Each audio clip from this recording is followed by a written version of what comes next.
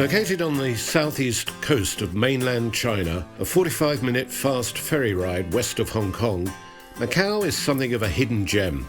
Settled by the Portuguese in the 16th century, it was handed back to China in 1999, and now, like Hong Kong, is a special administrative region of China. Macau has something of a reputation as the Las Vegas of the East, but it's a title that doesn't really do the place justice.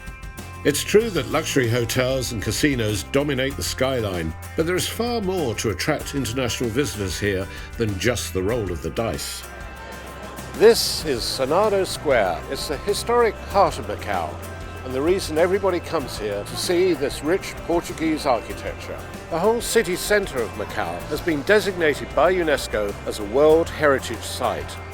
The historic centre is best explored on foot. Venture beyond the main square down various side streets and alleyways, and you'll find lovely churches and fine examples of Portuguese architecture alongside traditional Chinese temples and bustling street markets. Take your time. There are over 20 historic sites to enjoy and plenty of cafes where you can just stop and watch the world go by. At the iconic ruins of St. Paul's, my guide, Alarino, told me more about the unique Macanese culture. How long have the Portuguese been here? The Portuguese has been in Macau for more than 450 years. That's a lot longer than the British were in Hong Kong. Right, far longer. And we can see this coexistence of the mixed culture in the buildings, in the people, in the temples, the streets' names, and so on and so forth. Beyond the historic centre and the main city on the peninsula, Macau is made up of two further islands linked by three impressive bridges. To get your bearings, I'd suggest heading up the Macau Tower. From the viewing platform at 223 metres, on a clear day you can see as far as Hong Kong, and if you have the nerve, there's more than one way to take in the views.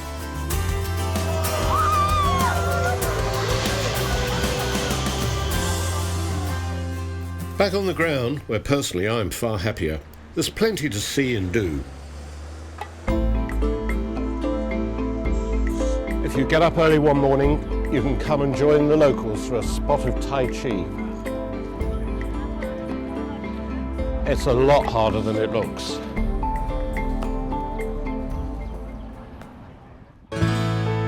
There are also lots of attractions to visit, some excellent museums, and plenty to keep all ages amused.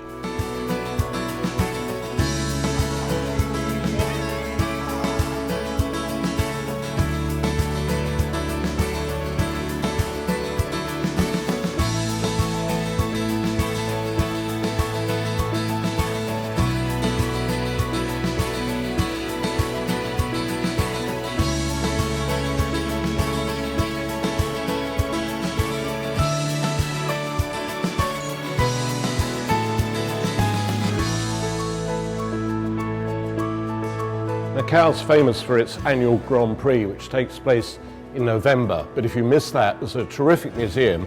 You can come and look in all the cars. It's really interesting. It's also worth taking the short drive out to the islands. It's only 20 minutes or so, but the contrast is striking, much calmer and greener than the city centre.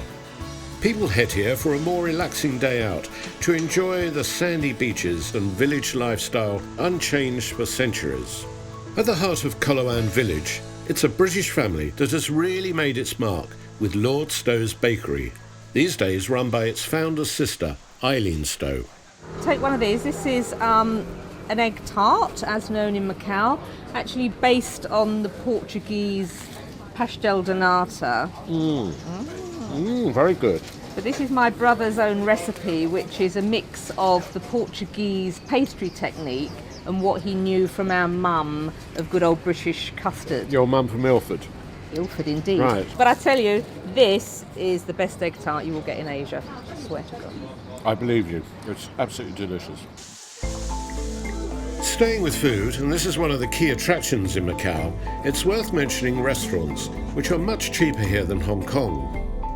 There's Michelin star fine dining, and as you'd expect, there are some outstanding Chinese and Portuguese restaurants.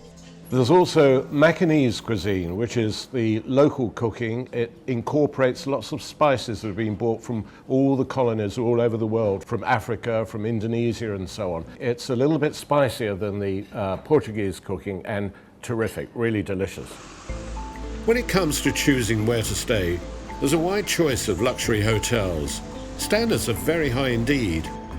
Some hotels are part of entertainment complexes, but there are also some unique standalone properties and more intimate posadas.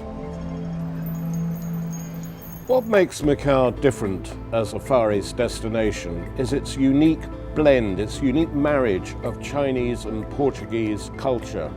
I was last here about 15 years ago, and the place has grown enormously, but I'm really pleased to see that they've preserved their Portuguese heritage, their architecture and so on. Some people just come to Macau as a day trip from Hong Kong, but I'd really suggest that you think in terms of coming for 3 or 4 days perhaps, or combining it with other Far East destinations on a multi-center tour.